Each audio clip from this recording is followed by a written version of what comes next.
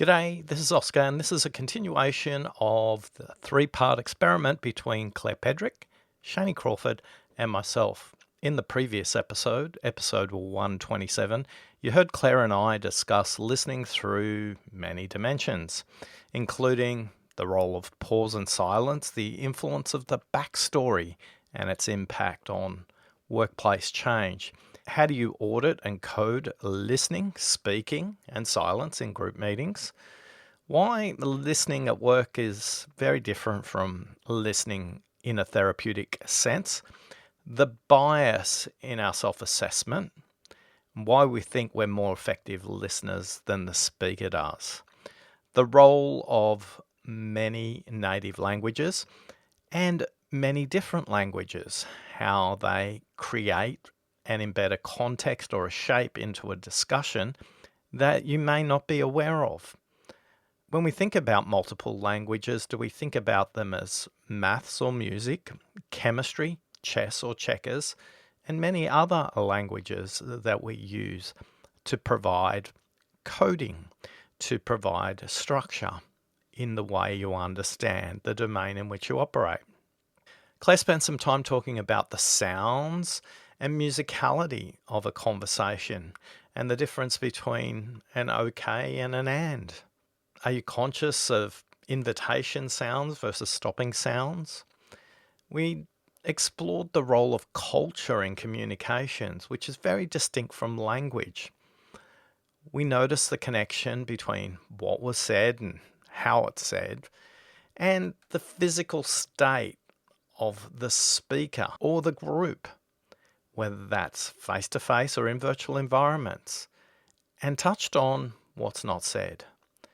We also explored the impact that your surroundings have on any conversation and how it influences how things are said, what things are said, when they're said, and how that influences the pace of the conversation. We also explored what emerges when participants are open to co-creating, to back and forth, to speaking and listening with pauses in between. And then finally, we explored the role of negative and positive language, especially when it comes to providing instruction. Wow, we definitely covered off a lot in only 35 minutes. Now we're at part 2 of 3. In this part of the experiment, which is what you're about to hear next, is feedback from 16 different listeners who initially emailed Claire with their feedback, and they were open enough to agree to record their feedback. Some did it on audio, some did it on video. Either way, it was interesting to see the information that they share. I invite you to notice what these 16 listeners heard that was maybe similar to you, and what did they hear that was different to what made sense for you. What I loved exploring was listening to the wide variety of adjectives and verbs they used to describe their insights, how they explained what they saw, and the thoughtful reflections about how it was said as well as what was said. What you're going to hear next is us recognizing the importance of you being able to hear all the responses. This is about us acknowledging the part others have played and also role modeling that we are listening and always stuff to learn. So thank you to Agnes, to Anya, Joanne, Josephine, Julian, Lizzie, Manjit, Naomi, Nathan, Penny, Sarah, Shankar, Sue, Vardeep and Wendy.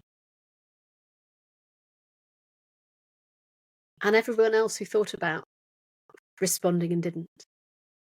This section is 45 minutes long, and we invite you to note and notice what's similar and what's different from these listeners' reflections to yours, or indeed to something else. Make it your own and let us know what you're learning. Thank you. Hello, Claire. Hello, Oscar. thank you for the opportunity to eavesdrop on your conversation at the Coaching Inn on how to listen. And thank you for the opportunity to respond. I feel a bit fangirl doing this, but there was something, in fact, a number of things in your conversation that really drew me in. So thank you for that. I suppose I was drawn to the topic in the first place because the strapline of my coaching practice, the sounding board in Northern Ireland, is I listen so you can hear yourself think. And there were so many different levels of that listening that you got into that I have a much better understanding of how I'm trying and why I'm trying to put listening at the very center of my practice as a coach. The first thread that really grabbed me was a comment about people who have a second language listen with a perhaps different granularity. I studied French at university, lived in France for a couple of years. I was really immersed in a completely different language. And I'm really conscious that having a second language and learning a second language has stretched me both in terms of my own meaning making, but also in terms of appreciation of the kind of assumptions we bring to words, how those can get lost in translation. So holding my own assumptions about meaning of a word is something that I've learned to a certain extent through that formation. You had a lovely exchange around listening across cultures and across generations. And it's an aspect which I'm really looking forward to mulling on further because it chimed with some training I did in group and systemic mediation. Thank you for planting some new seeds in that field for me. But one thing that's emerging for me is something about the power of language rooted in place. And that came home to me recently in a chemistry call, where I used a particular word from the Ulster Scots dialect that we have in Northern Ireland. And there was a real palpable connection in the person I was speaking with who perhaps felt seen or heard, more likely, a connection in that of a shared hinterland. So there's something interesting to start unpicking around that as well. One aspect that kind of got revealed a little more was how my experience as a musician has underpinned my listening in ways I hadn't appreciated. So I studied music at school and then played in a couple of bands, an indie thrash band and a riot girl band. And there is something about being in bands, apart from that active listening live to each other and the kind of communication that goes on in that space, but also the process of recording in a studio. So you end up listening over and over and over again to the same phrase of music, picking out the nuances, listening to what needs to be tweaked. So this has perhaps given me an ear tuned more acutely to the cadences and the rhythms of speech. And there was a lovely personal connection when, Oscar, you mentioned a reflection on Dame Evelyn Glennie, and I was transported back to being a young cellist in a pro-am workshop with the Ulster Orchestra, which she was leading. So it was a particular delight to reconnect with that memory. And it was lovely then to pick up on some of the threads of the thinking around the place of music in your subsequent podcast with Iris. I kind of wish that I'd listened to How to Listen before I submitted my accreditation application to the Association for Coaching, because now I feel much more able to articulate some of what I'm doing in the way that I make noises in the recordings that I listen back to of the coaching session. So how I'm shaping the environment in which my thinker is doing what they need to do. And there were a couple of phrases which now I have a better understanding around leaving the sound with the other person, and which is now a kind of an ellipsis, and I have a way of articulating what's going on in that space. So there's something about this episode, and in particular the silences between you, which it was lovely to just experience, but that's helped me to join dots from the past and the present and create new ones for the future, and where I could see glimmers of myself unexpectedly. What I took away from the conversation between Oscar and Claire, one of the first thing that intrigued me was the annotation around the conversations and writing down what listening looks like. I've been thinking around listening audits. I'm working as part of an organization, and it's an opportunity for me sometimes to be a bit of a team coach. I'm not quite there yet, but I'm a team observer and sharer of feedback. And I think the way Oscar shared how he started doing the audits and using the little marks on how the exchange would unfold, that is something that I want to try to practice and maybe find some discrete signs of my own so that I can evidence the feedback a little bit more. Those listening audits and the idea of finding a way to code listening, that's also something that resonated for me. Parts of the people I work with are technical people. They might be reluctant to open up to listening skills and coaching and more generally interpersonal skills. I've used Oscar as the person who coded listening as my hook for them to get interested. So that's already something that I've put in practice, and it's worked. And people who thought they were terrible at listening and it was too human for them realized that other people had looked at it in a very analytical way and found a way to then open up to that. Another reflection that came to me was around the use of silence and what silence may feel like, especially in Western cultures. And then there was this expression of the pregnant pause. And when Oscar mentioned it, felt like there was a negative connotation to it. And actually for me, it stood out as an expression that contained a lot of positivity. I have gone through 2 pregnancies and I was lucky that they were good moments and that I have now got 2 beautiful children. And so for me, the silence of the pregnant pause is a creative silence. It's a generative, deep silence where there is actually a lot going on. And for a period of time, we don't even see it in the surface. And then maybe we'll start seeing a shape and we can't really guess what's coming. And then eventually something comes and it was all worth the wait. So a pregnant pause for me is something that I will listen to in a patient and positively curious way, and I think it can't be rushed, and I'm welcoming this time and letting people process and create internally what then they might decide to share. And finally, another reflection around silence and how it may feel like in different cultures.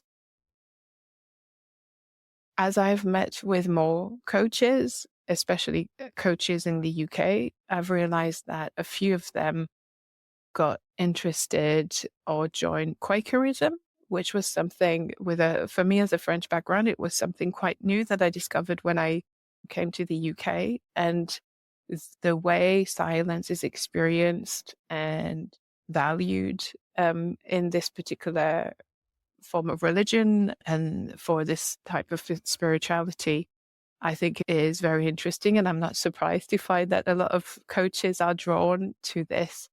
And so in the insights that were shared around cultures in Australia, cultures around the world, Ubuntu was mentioned. For me, we shouldn't think that we're always the Westerners who are partly proud, partly sad to have this culture of industry and of action and loud and noise, because I think it's stopping at our prejudice, and we should be more curious, and there might be places, times, school of thoughts where we can open up to realize that we can do this and it's not that foreign.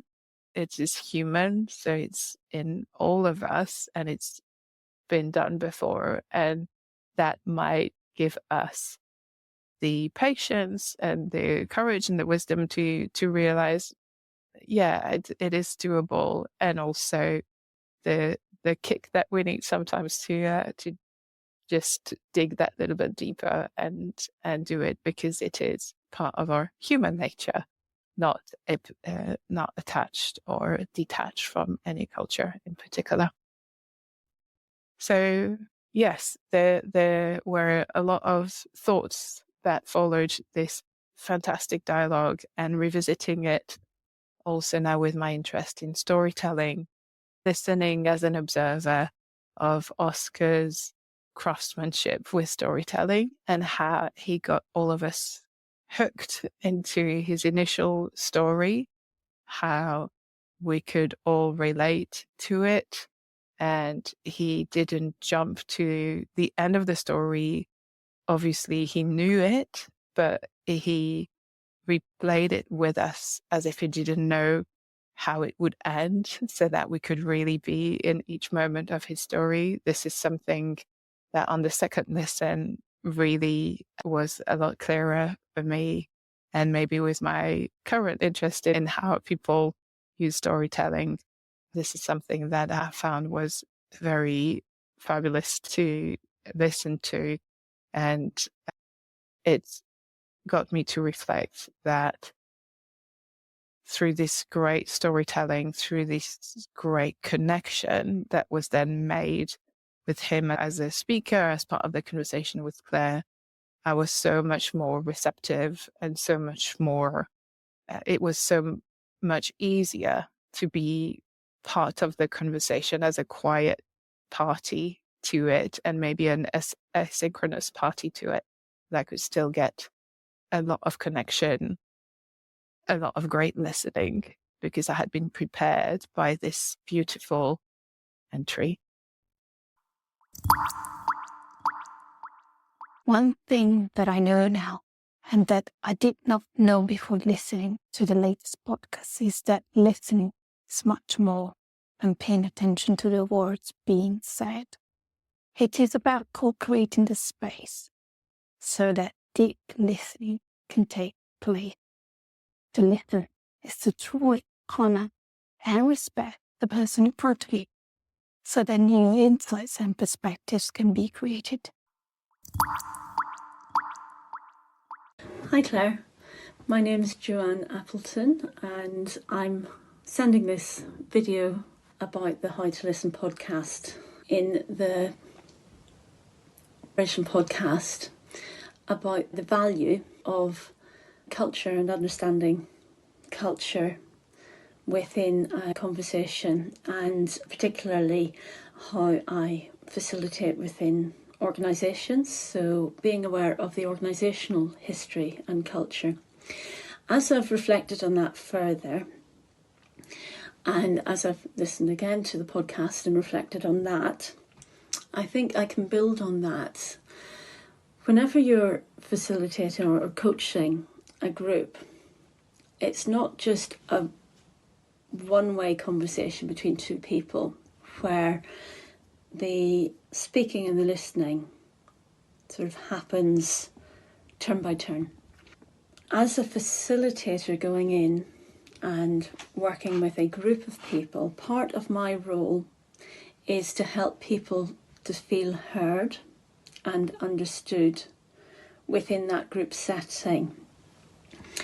And so part of my role is to be listening to all the different voices who are speaking and not just me and seeking to understand what they are actually saying, but also enabling other people to understand what that person is saying, creating a safe space where sometimes quite difficult conversations can happen, or sometimes, and this is where I get really excited, someone will say something and you'll unpack it a bit and someone else will go, oh, so by that you're meaning this.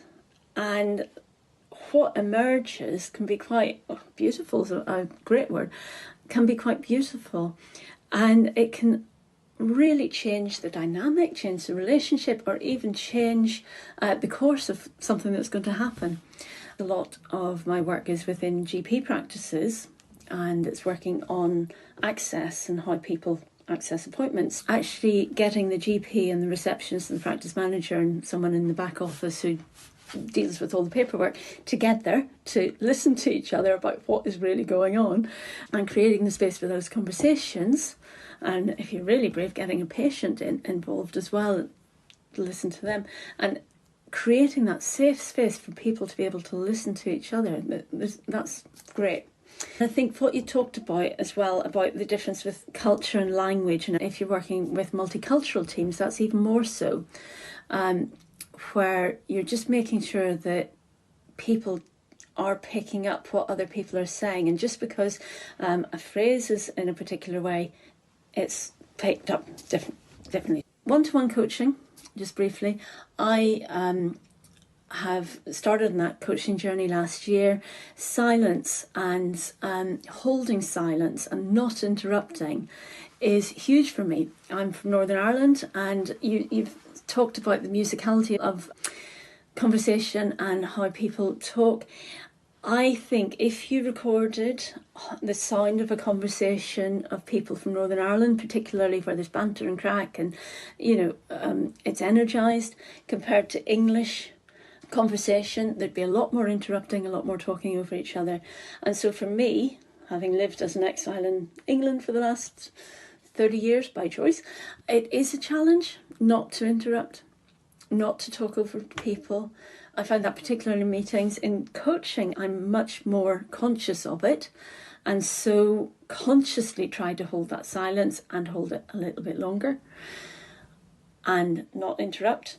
And I'm very aware of when I do interrupt, and I try very hard not to, and try to always do better if I do. I'm always disappointed with myself because it's, well, what's emerged what's that insight that's been lost because I interrupted that I'm not going to get back. But also I'm thinking about that then, how do I use silence as a tool within those bigger group settings, and make sure that I'm holding silence, not just jumping in the next thing, not just trying to move on the group, but letting that extra bit. And also for people who aren't used to that, making sure that they are warned about that. So the work that I'm going to be doing going forward, I think I'm going to incorporate that within my scene setting. Is there might be times whenever the conversation stops and I don't say anything either. Let's see what emerges. Let's see what comes out of that. So thank you for all that you're doing with the coaching, and I love the podcast, and I found it incredibly informative and inspiring for my practice as well. So thank you. Hi, this is Josephine. My reflections on the interview with Oscar and Claire. Awareness that it's about being listening and not doing listening. It sounds so simple, yet I realised I think I was doing a method or thinking about a method and was still very much in my head thinking about that method rather than being in the flow of the conversation. And it's dropped from my head down into my being. And this episode particularly helped me realise that in the moment and to relax. And it feels that it's just a lot simpler now. Hi Claire, hi Oscar. I'm here with the book. You can see all the post-its on the useful insights and chapters. Fantastic book. I think what it's done for me is helped me to worry much less about the performance in coaching and focus on those pivotal moments in a session. It's typically a look, a gesture. I think it highlights how, if you really listen hard, you see that moment when someone finds their meaning. And as Oscar points out, there are certain trigger words for that. Actually, now I think about it, also. So listening out for those moments, looking for those moments. And then instead of making the meaning for the person, which is always the temptation, giving them the space to make the meaning themselves and generate the insight. I think the other thing that this book has done for me is a really useful pre-coaching ritual. So just breathing for 4 seconds in, holding it, breathing out for 4. The routine is in the book. It helps you go into a session grounded, feet firmly on the floor, and ready to be in service. So thank you very much. Can't wait to be part of what Oscar does next. Hi, Oscar and Claire. My name is Wizen. I'm an individual and team coach and focusing on leadership transition and the stuff that gets in the way. I also do facilitation, support all areas, including culture change.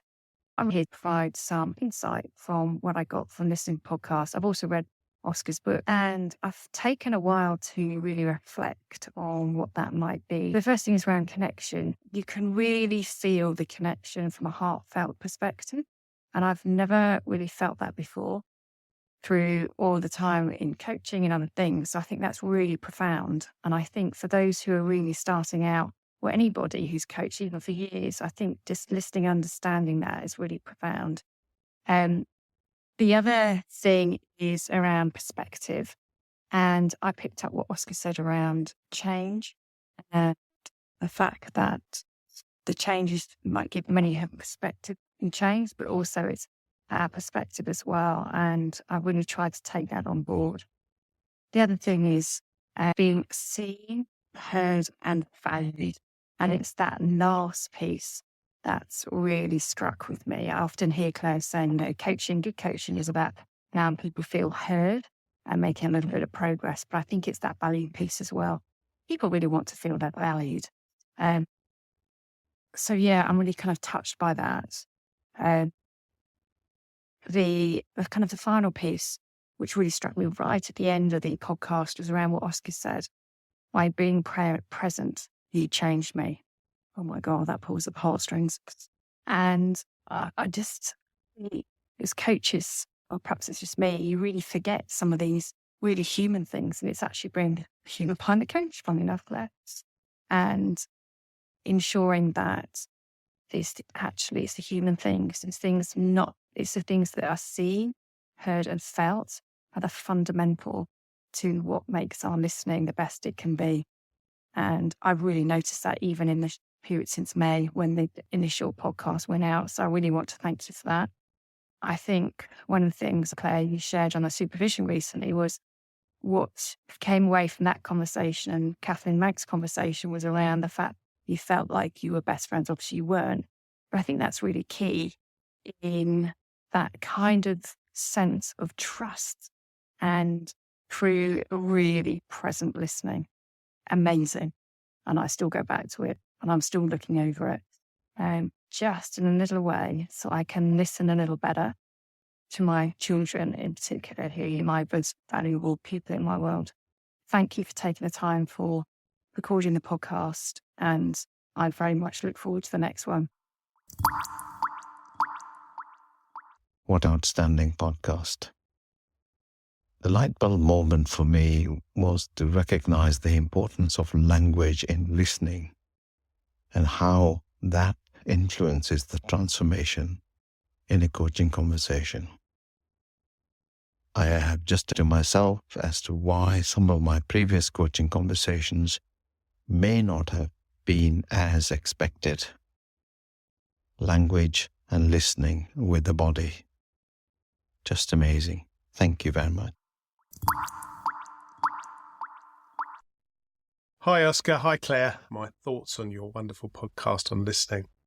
So my initial response was really to say, I was struck hugely by this idea that I am in fact multilingual when I can only speak one language.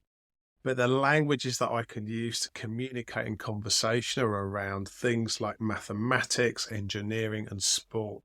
And they are great spaces to understand the world and communicate with the world, and often connect with people in quite different ways. And that is amazing. So thank you both for kind of helping me to understand that, get my head around it. You also asked me, well, what else has been going on since that conversation happened? Well, I've had a conversation with Oscar as well, which has been really thought-provoking. And what I wanted to explore with him was, well, what does that mean? And where does that go? And what has struck me is the importance around the preparation for conversation, and the importance around creating the rules of engagement, or I guess the deciding how we're going to do conversation so that it serves our purposes and we all know what we're doing and why we're doing it. Because if we can do that well, we can have far better and more powerful conversations. I was also struck by that thing about listening with real intention that Oscar touched on, that kind of listening mapping of understanding who is speaking, how often are they speaking, what are the types of questions that are being asked, are they questions that actually support us to understand more deeply what on earth it is we want to communicate or not. And all this stuff really feels like it's supporting my own journey on being a better listener. And I've really enjoyed starting to think about this more. So that's where I got to. I suspect more will come, but that's the nature of the beast, isn't it, when we're thinking about iterative work? So hopefully that gives you something to move forwards with. Take care. Hello, this is Naomi with some reflections about the podcast. And firstly, in relationship to making agreements, the idea of ground rules. And there's a poem I came across a while ago called Conflict Resolution for Holy Beings by the former poet laureate Joy Harjo, who is a member of the Muscogee Creek Nations. It's set conflict resolution ground rules. Recognize whose lands these are on which we stand. Ask the deer, turtle, and the crane. Make sure the spirits of these lands are respected and treated with goodwill. The land is a being who remembers everything. This reframed this idea of ground rules that we can skim over at the beginning of a piece of work. And here is some responsibility to the land, the past, the history, and the ecologies that we are but a small part of. Another reflection I had from the podcast was about how knowing another language is a context for listening differently. Working with lots of international people learning coaching, it's pretty important to be curious about this. And I had a chat with a friend yesterday, actually, who is Greek, and she's now fluent in English, but she was sharing that it feels very different, that context. So Greek for her is embodied. So if she needs to think about something that needs that weight of knowing or remembering, she'll think in Greek. And if it's something that's more surface, she will think in English. And if it's something that happened in England, she might think in English. So much to learn about this. It'd be great to have a bigger conversation about it on the podcast. The first time that I listened to a podcast, what I came away with was that listening is so much deeper than the elements of speech, and that silence requires quality and reverence. The other thing that I came away with, that I needed to implement something in my pre-sessions, which I've since done. And that is having to do with what an individual might need when they're getting ready to have a coaching session. So I wrote, in my email, my pre-session email, what might you need to do to prepare for the coaching session. And this might be something that either you need to do on your own prior to the session or together that we do in a coaching space. Having listened to the podcast a second time, some additional insights that came to light. It was rather interesting that listen and silent are an anagram, which I thought was kind of cool. And I had read a recent article called Presence, Listening, Awareness, and Growth that was written by Susan Britton and Jessica Brudick. And this led me to reading another article. It's called Silence and Its Effects on the Autonomic Nervous System, a Systematic Review. And in reading this, I hadn't really thought about it too deeply about silence, is that they had listed 6 different types of silence. There was outer silence, inner silence, social silence, emotional silence, ritualistic silence, and reflective silence. And that had me thinking about silence as being something that can be in service to self and in service to others. So I was thinking then, can silence then be the gift of giving, and listening can be a gift of receiving? And the other element about listening is that it requires depth. As Claire had mentioned, the hearing, the seeing, the sensing, and it also requires the breath. Like Oscar had said, the past, the present, and the future. So he was reflecting on, can listening then be an act of coactive, in that people are acting together, co-creation, where they're creating something together, co-regulation, which came through reading that earlier article. It indicated that there's a psychological state of one individual can influence that of another. And lastly, about co-inquiry, that being a collaborative way to clarify ideas and experiences and sharing those ideas and understandings. So that's what I came away with from listening to the podcast. So thank you for allowing me to share my thoughts. Thank you for the invitation to be part of the follow-up podcast that you do with Oscar Trimboli on how to listen. The insight that I shared in an email after listening to the podcast the first time was that my biggest takeaway was this idea of listening with one's whole body, and how that had sparked in me a memory of an interaction. I had initiated the conversation with my coaching supervisor, telling her a little anecdote about something that had happened earlier that week that had made me feel warm and fuzzy. And the anecdote was that my 16-year-old daughter had come home from school and told me all sorts of things that were going on in her head about her thoughts and plans and hopes for the future beyond school. And I had said to my supervisor, it's so unusual for her to share so much with me. And my supervisor asked me what it turns out was an ingenious question. She said, what was different about you that day? And my initial thought was, well, it's not me that was different. I'm always there when my daughter comes home from school, or almost always. And I always ask her how her day was. So it must have been her that was different. But she sat in silence while I thought about that a bit more, and I had to think back to the moment and think what was really going on. And I realised that usually when my daughter comes home from school, I will be in my office.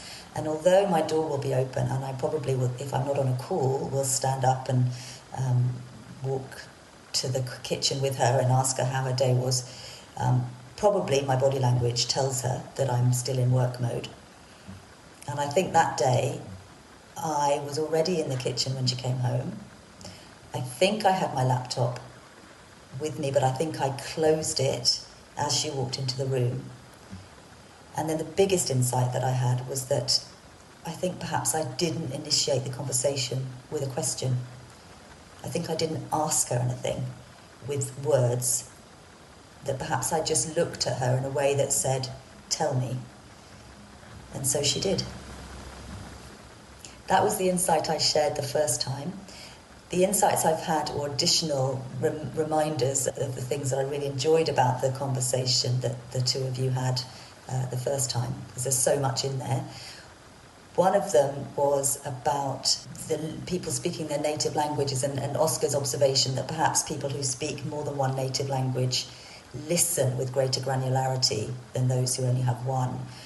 And then Claire's building on that of saying that, we don't need to be able to understand necessarily what people are saying, and the two of them then recognising that it's about how you witness how things are said, not what's said. And it's encouraged me once again to offer to the clients I have that speak French or Spanish as a native language, to offer for them to speak their native language when we're working together. Because although their English is usually better than my French or Spanish, I do speak those languages well enough to understand everything they say, or almost everything they say, and knowing that I don't need to follow the whole story, and knowing that they would likely think differently in their native language is encouraging me to offer that, hopefully in a way that doesn't make them feel that I don't believe their English is good enough. So I think I need to find a way of doing that. And the other thing that really sparked my interest is about the different ways in which different cultures, particularly collectivist cultures or indigenous peoples, listen to the lands and themselves and each other in a very different way. And it's building on an episode of More or Less that I listened to last week about how many languages we're losing on a regular basis, and I feel that seems such a travesty, because different languages all have such a different richness to give us in terms of worldview, philosophy, ways of being. And so that part sparked my interest too. Thank you very much. What I'm learning about listening since the last podcast is that exploring listening with a presence in a way that I'm not anxious about what to do or say in the thinker finishes, but basically expect that whatever needs to show up will show up after the thinker has spoken and I have listened. And to me, this requires kind of a courage that I don't have to prepare. I'm also thinking about how can I listen with my whole body? What is happening for me as I hear the thinker speaking, and how to share it with the thinker. And, I'm becoming a bit more aware that probably the act of listening intently can change the person's thinking without me having to do anything specifically. I don't know, but that's just what I'm thinking. And maybe, given Nike's quote, just do it, I think we need to have more of just listen as a tagline in today's world where the deep listening is so rare. Thank you. Listening to the Oscar Trimboli episode about listening and silence, I just wanted to say that I was transported to loggerheads, 3 o'clock in the morning, like the time when I went for listening to Dawn Chorus. And it reminded me of the silence of that waiting for the first blackbird to sing. And silence then appeared to me like a space with complete width, but a darkness where something will come in to decorate it. And as a poet and a coach, I think I've spent a lot of time thinking about silence in different guises, and this brought it all together in one thing. That when silence for me is that width and depth, and something comes forward into it to light it up, that was the image that was in my head, and there's something there for me to explore. So I'm just saying thank you for the episode and the thinking time. I wanted to share my insight following listening to the podcast. I've grown up with parents speaking a mixture of many different languages, including English, Hindi, Punjabi, Swahili, Gujarati, and a few others. And even though I can only speak English, it is not uncommon for my parents, and particularly my mum, to switch language in a conversation. I notice it's mainly when she needs to express a feeling, and English just doesn't do that feeling justice. And this is quite normal for me. I'm also aware how odd this might sound if someone was listening in. It was after listening to this podcast and hearing Oscar talk about this that firstly made me really grateful for my upbringing. And secondly, it helped me understand how I can get what people from other cultures are trying to say when English words fail them.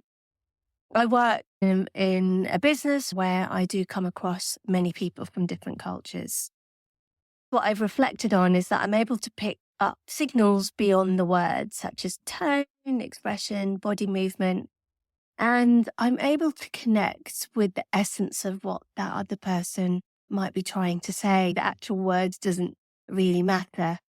In these situations, notice that I don't make assumptions, unlike perhaps when I am communicating with someone else in English and there are plenty of assumptions being made. I'm just reflecting that my listening or levels of listening are different when speaking and listening to other people who speak other languages. This has been a really nice insight for myself, and I'll definitely be reading Oscar's book and listening to others on this topic. It was a really, really great listen, and I'm actually now going to go and re-listen to the podcast. Initially, what I took from the conversation on the podcast was linking the importance of past, present, and future, the acknowledgement of what came before, to how important it is to pay attention to how we begin and how we end, whether that's in individual sessions, training programs, change programs.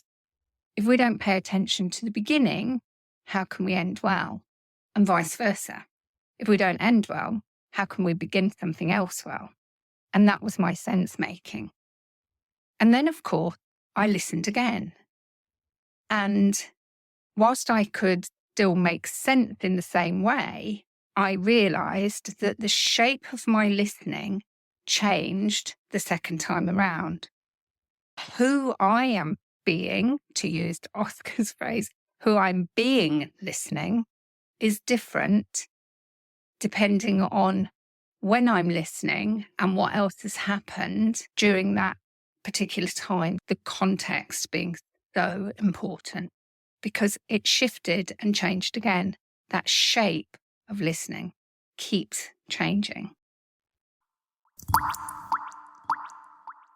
Honestly, when I heard that, I cried because I'm so moved by the experience of this kind of co-learning space and hearing what you're building and what we're all building together out of simply a conversation. It's absolutely extraordinary. Amazing. And welcome back. What emerged for you while listening to these people's reflections as they noticed what and how Claire and I were in a discussion? I always mention to the host if they're okay with me asking them questions. Most say yes, yet they're shocked when I actually ask the question or invite a reflection during our conversation. When I mentioned this to Claire, she said, of course. That was her reply, and I'm delighted about how and what emerged in the space in between. As I heard the listeners' reflections, these are the themes that appeared from my perspective. Maybe you have a different perspective. Email podcast@oscartrimboli.com. That's podcast@oscartrimboli.com with the subject line, listen. Send us your reflections. What did you take away from the 16 other listeners? Here are mine. There's 16 of them. A second language and listening with very different granularity. I love that word. And how people interpret others' language in a variety of ways. How musicians listen in a more connected way. How coding listening impacts rational and technical workplaces, the details, the speed, and the length of stories, and how they influence the way the listener thinks. The impact of the processes and outcomes when participants from outside and inside the system or the ecosystem are either not included or included in the conversation. Being listening versus doing listening. Bringing your presence before you listen. How are you being as a listener, and do you realize it influences the way the speaker communicates? Be careful and thoughtful in the integration of the past and the future. How well do you balance this tension? Embodied languages influences the way the speaker communicates. I love the reflection on how memories in Greek were very different for that participant compared to memories in a second language. I was fascinated how people heard different things based on the number of times they listened to the recording. Penny's depth of reflection on silence, and we had a subsequent email conversation with her where she included her husband, and he asked, Oscar, have you ever coded silence or the prelude to silence? The number of listeners who decided that they're going to re-listen to the discussion again, either audio and video or both.